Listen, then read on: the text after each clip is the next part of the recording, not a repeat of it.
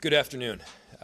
Yesterday, it was announced that Operation Metro Surge will be coming to an end, and at the same time, the damage caused by this operation has been staggering.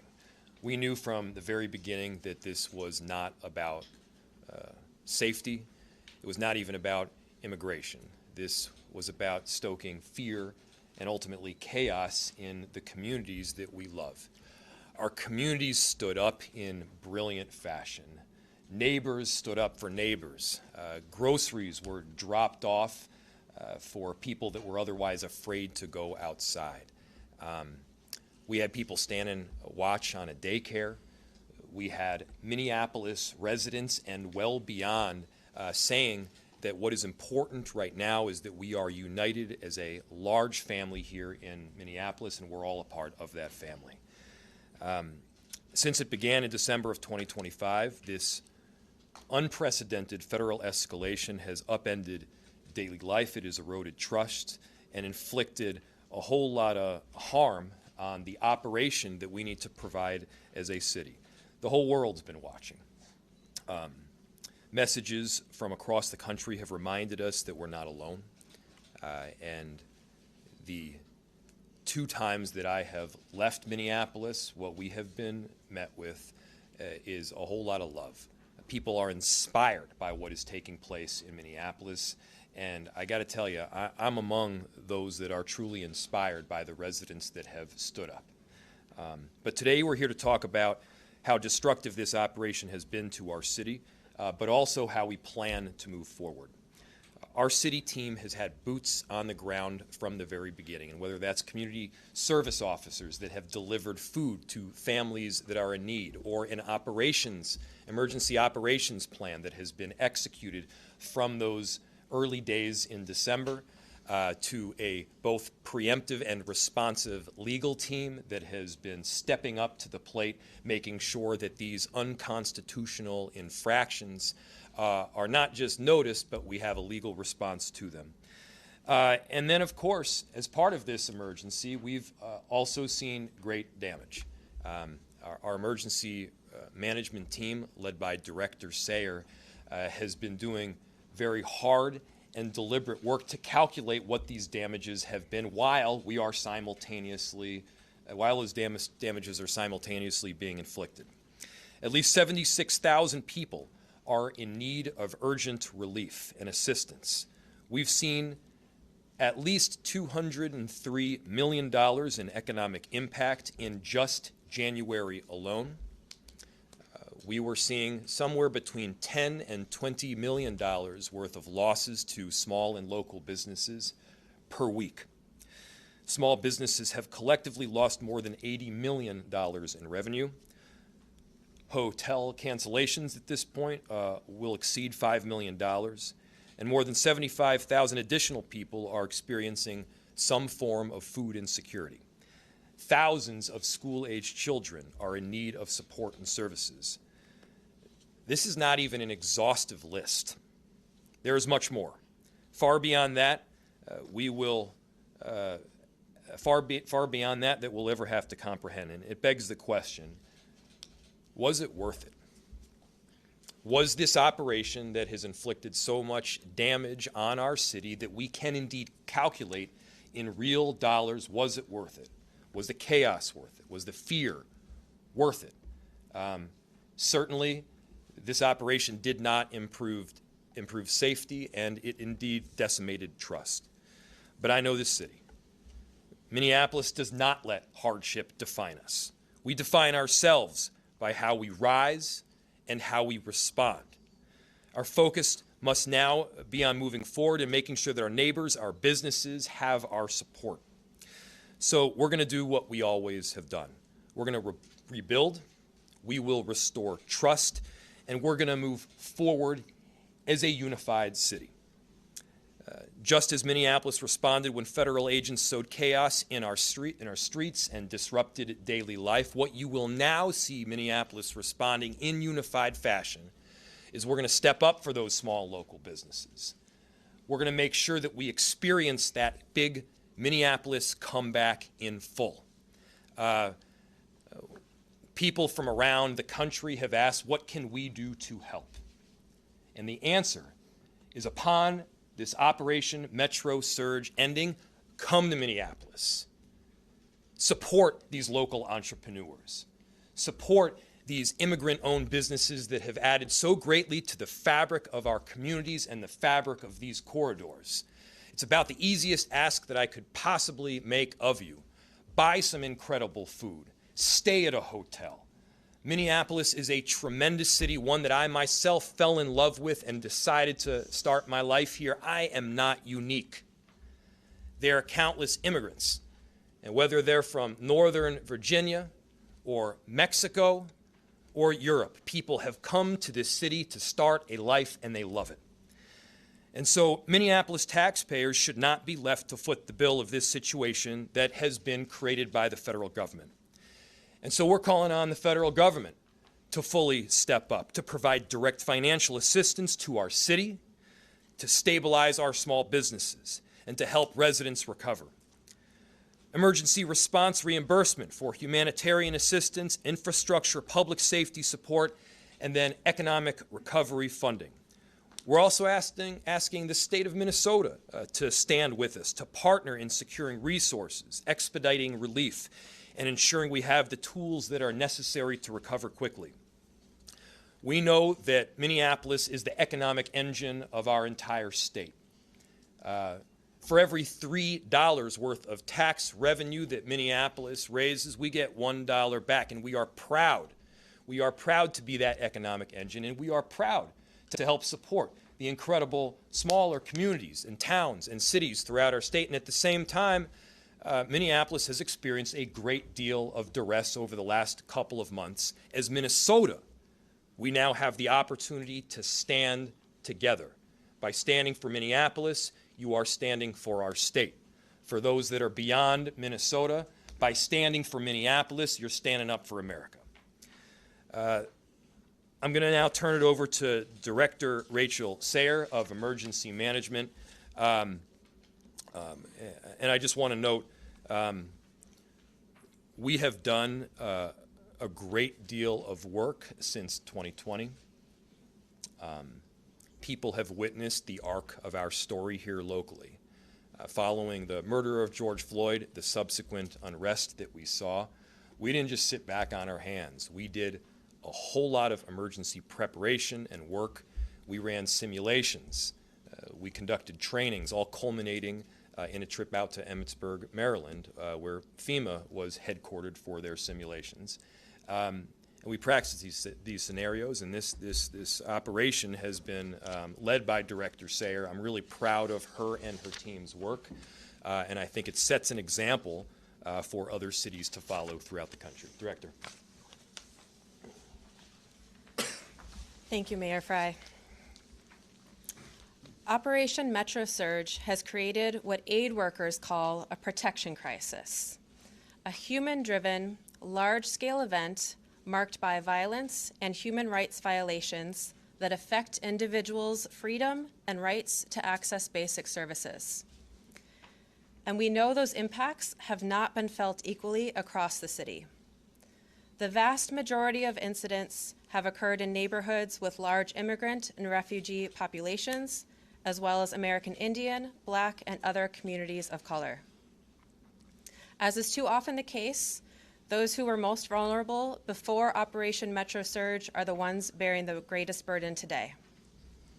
Right now, as the mayor said, we estimate there are 76,000 Minneapolis residents, nearly 20% of our city, who are in urgent need of relief assistance. To understand both the scale of the impact and how best to respond, we took the unique step of conducting and developing a preliminary impact assessment and relief needs overview. This rapid early analysis provides initial recommendations to guide our system-wide response and recovery, drawing on best practices for responding to protection crises.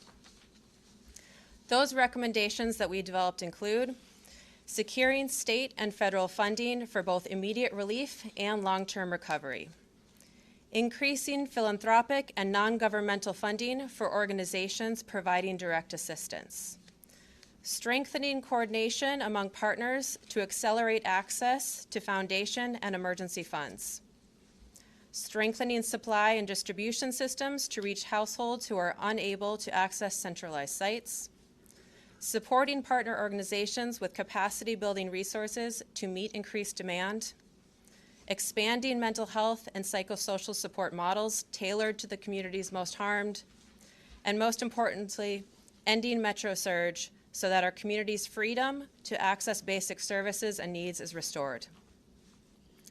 The assessment that we conducted features preliminary estimates based on currently available data and reasonable assumptions, and we will continue refining our recommendations as more information becomes available. As the mayor stated, at this stage, we estimate the overall financial impact to the city is at least $203 million from January alone. The largest impact is in livelihoods. That is $171 million at this time.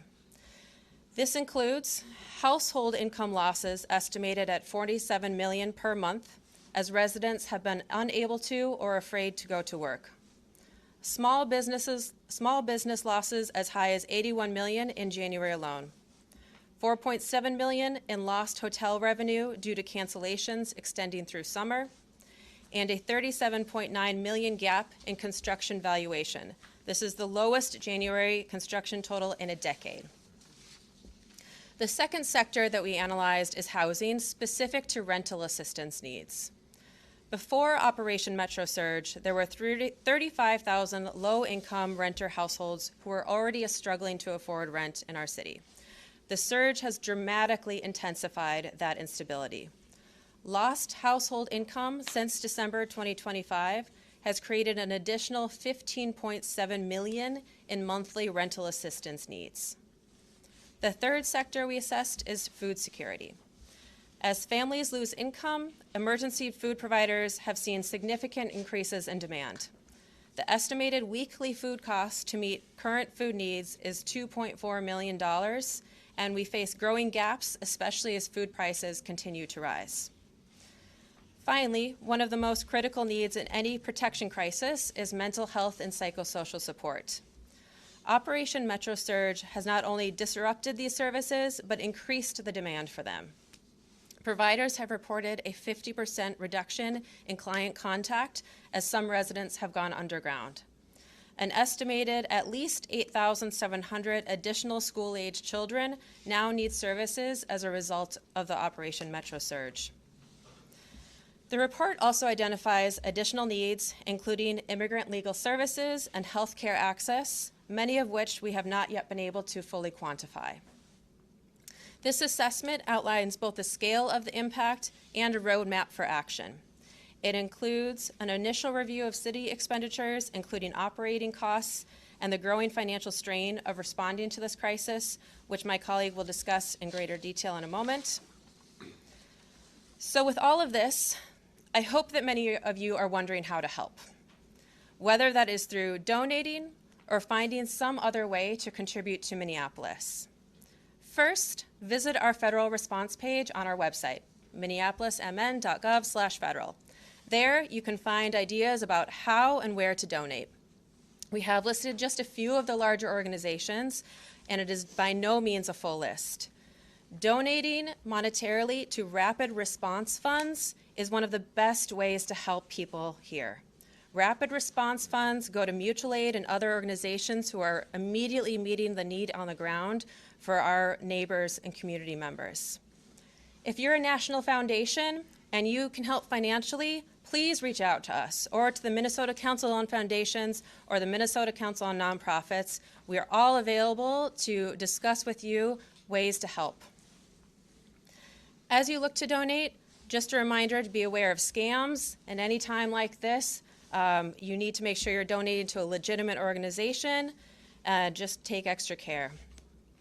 Another thing anyone can do is just check on your neighbor, Minneapolis or otherwise.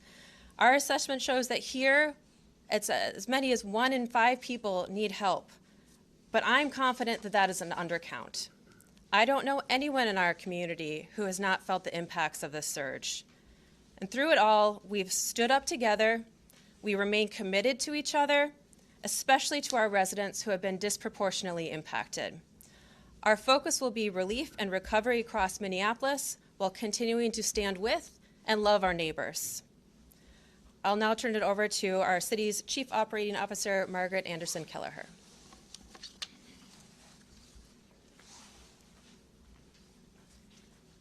Thank you, Director Sayer, for your leadership at this time. I want to also thank the dedicated public servants at the City of Minneapolis have been working nonstop on issues all around our city and even beyond. They have been asked to step up.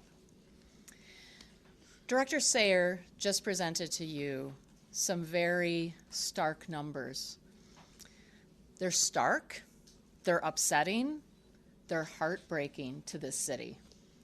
In addition to the hundreds of millions of dollars lost for our residents and businesses in Minneapolis, the expense to the city operations also, because of Metro Surge, is hitting our budget hard.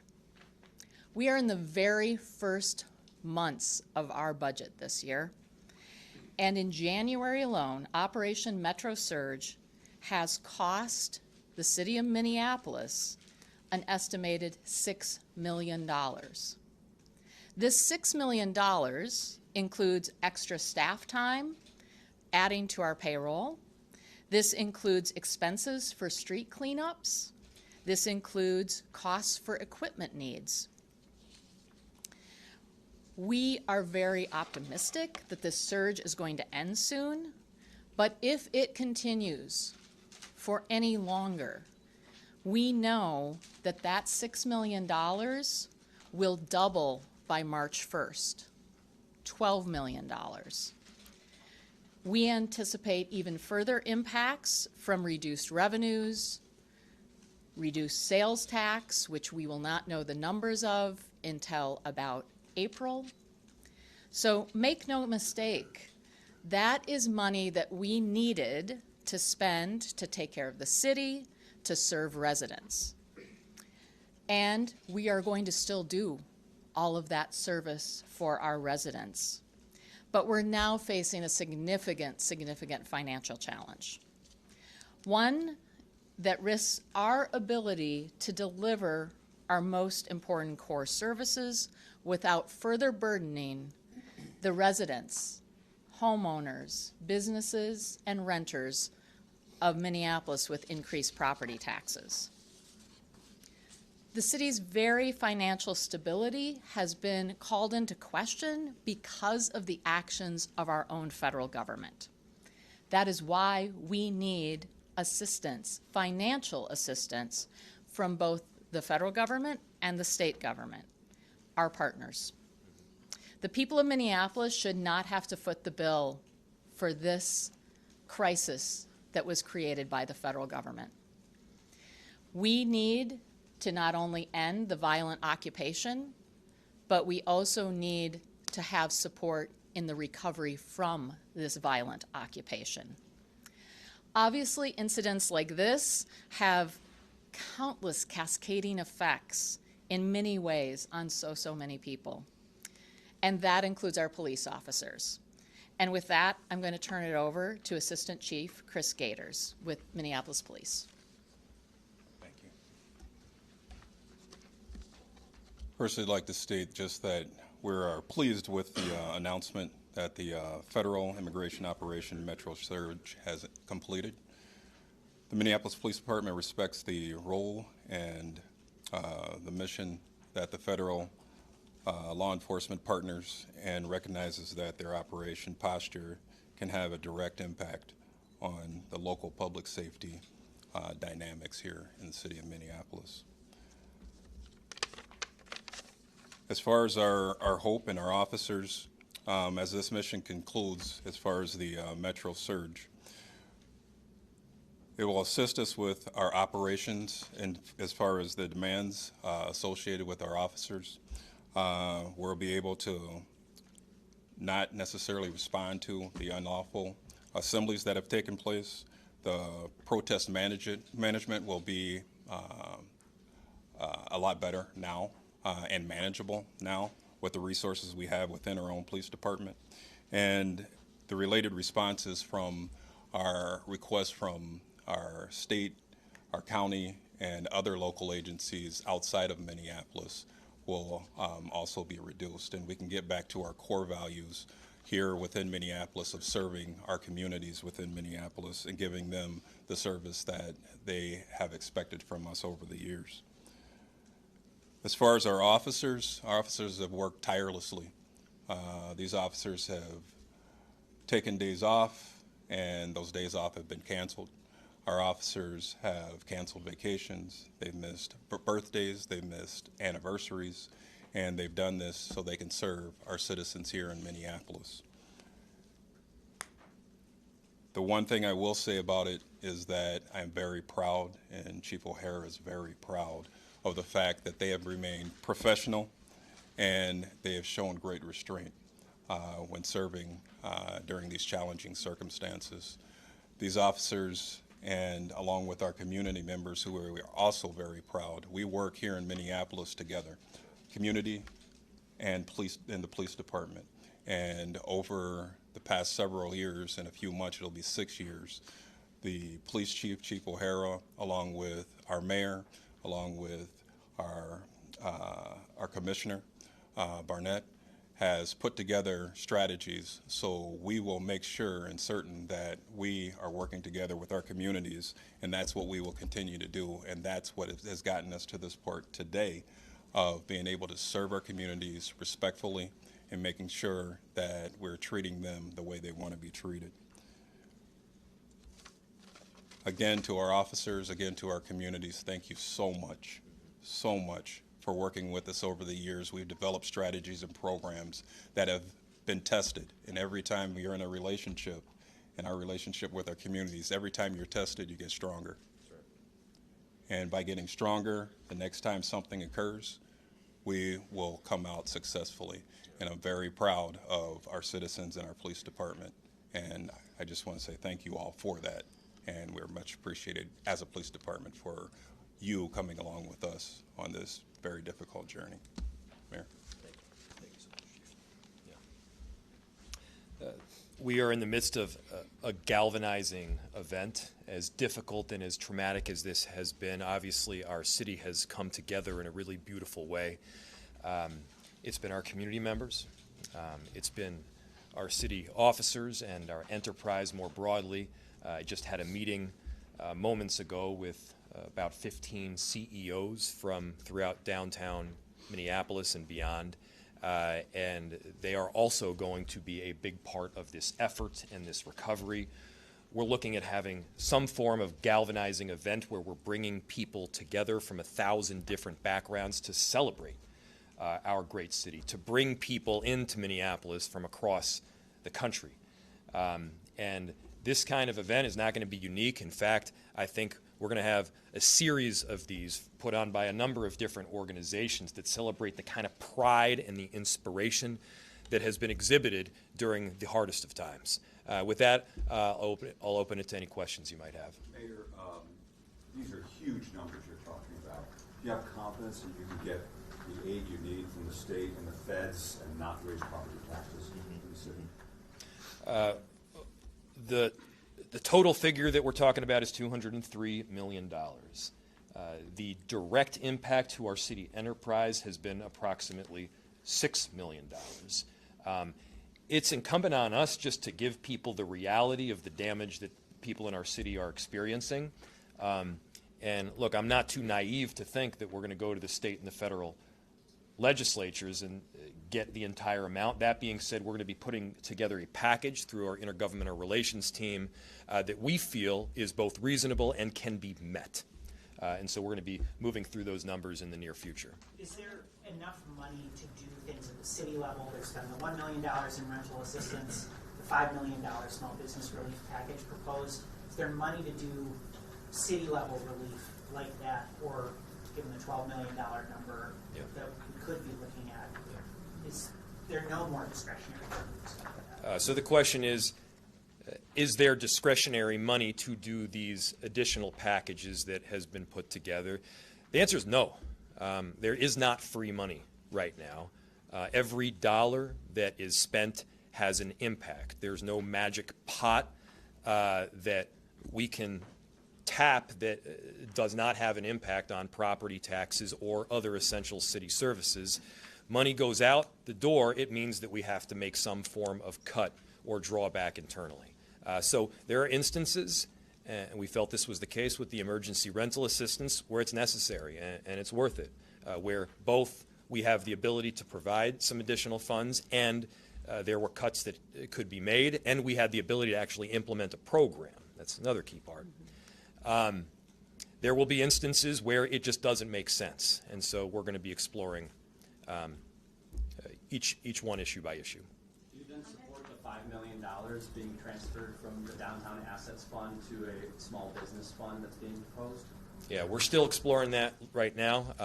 Obviously, we heard about the proposal coming from council members. What I will reiterate is that there isn't just free money. Yes? I'll get you next, I promise.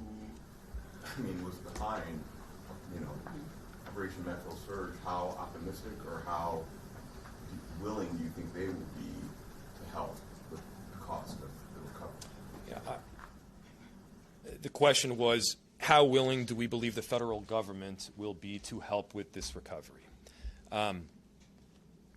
This has been a crisis in Minneapolis. We have set up an emergency response to deal with that crisis. In the past, when Minneapolis or any city throughout the country encounters an emergency, there's partnership, there's participation. 15, 18 years ago, whatever it was, a bridge collapsed in Minneapolis. A federal administration, a Republican federal administration under Bush, came in, left politics at the water's edge, and worked hand in hand with then Mayor Rybeck and with our governor to make sure that funds were delivered in short form, to make sure that Minneapolis had the necessary tools to recover from that emergency. This has been an emergency caused by the federal government, and so it's all the more important that they also participate in the recovery from the damage that they themselves have caused.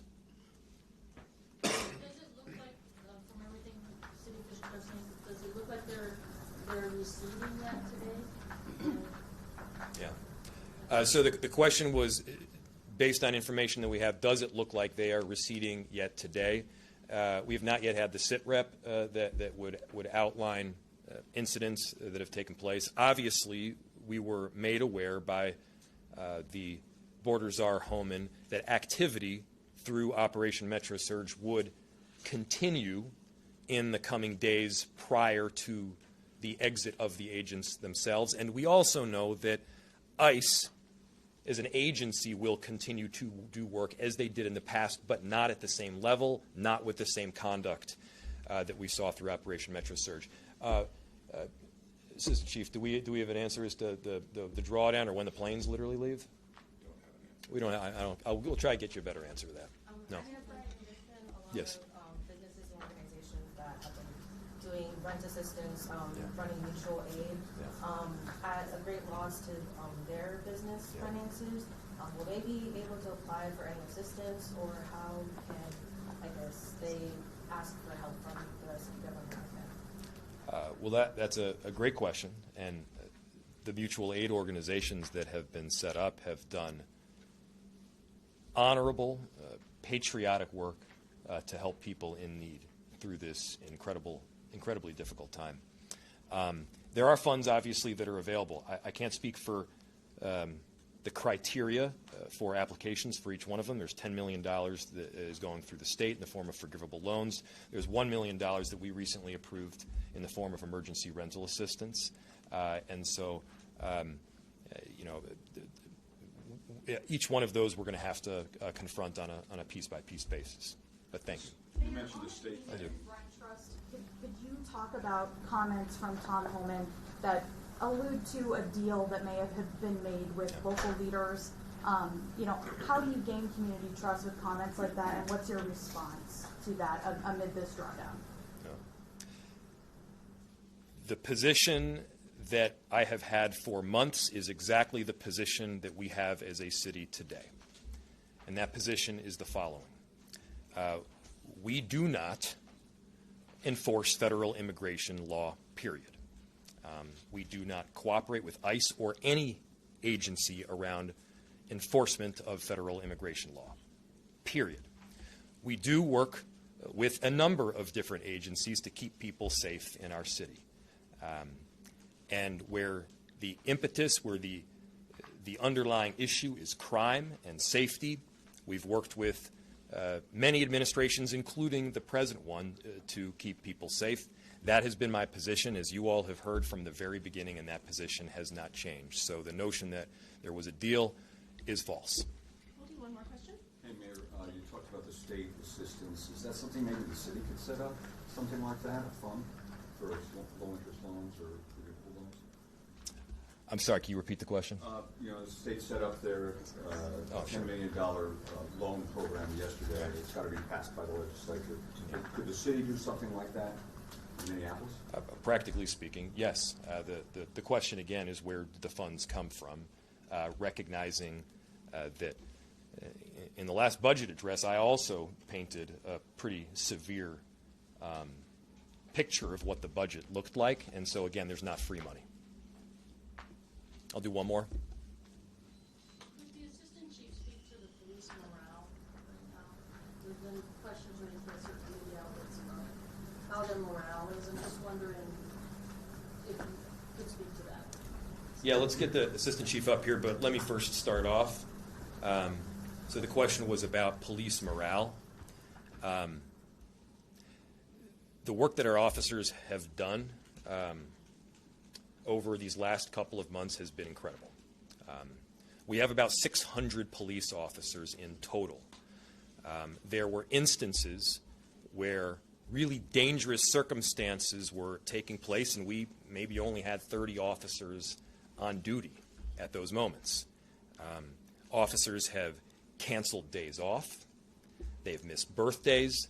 They have stepped up, and people are seeing the deep juxtaposition between the way a Minneapolis police officer will treat a constituent, a neighbor, and the way these federal agents were treating their neighbors. And it's not as if the Minneapolis Police Department has always been known for community trust. But there's a lot of work that's happened over these last 5 years. There's training that has taken place. Policies have been shifted. Officers have both stayed and are applying because they want to make the difference. And I can tell you, I have heard from some of the deepest critics that Minneapolis police is actually wanted on scene when something is going down. Why? Because we've got policies in place that ensure accountability. And I'll note, we've also been making sure to have those body cameras used so that footage is collected, that evidence has been garnered, and then that evidence could be used in ensuring justice and accountability. And I say that as broadly as possible. And so that is specific direction that has been given, and they've stepped up in a great way. The chief can speak to the morale, but I want to say directly to those police officers, we are grateful. Yes, that's a great question. As far as our morale in our police department, like any organization, you always have concern about the morale of your employees. However, I will say, again, our officers have been resilient along with our community members. And as far as our wellness piece, we offer wellness. We have it as a high priority. The chief has put many resources into making certain, along with the mayor and the cabinet, all the way down through, that the officers have the resources that they need. And we're making it more robust as we go. However, when it comes to our morale in our police department, that is something that we evaluate, and it's continuous. We look at it, and we make certain that we're giving them the resources, and we'll continue to evaluate it. Right now, we want to make certain that our officers are taken care of and they're healthy so they can serve and come back and serve our community members. And like I said, it's a great question. That's something that we'll continue to answer for you as we know more. But our officers are, like I said, very proud of them, very, very proud of them. And they seem, as I call it, Minneapolis strong. As a community, community members are coming up and they're hugging them out at scenes. During protests, they're coming and hugging our officers. And that's something that we didn't see a few years back. And through the hard work and commitment through the mayor, through the commissioner, through Police Chief Brian O'Hara, the deposits that we made are paying off to us, and that helps morale when you're getting hugs from your community members that you're serving. Thank you, everybody. Thanks.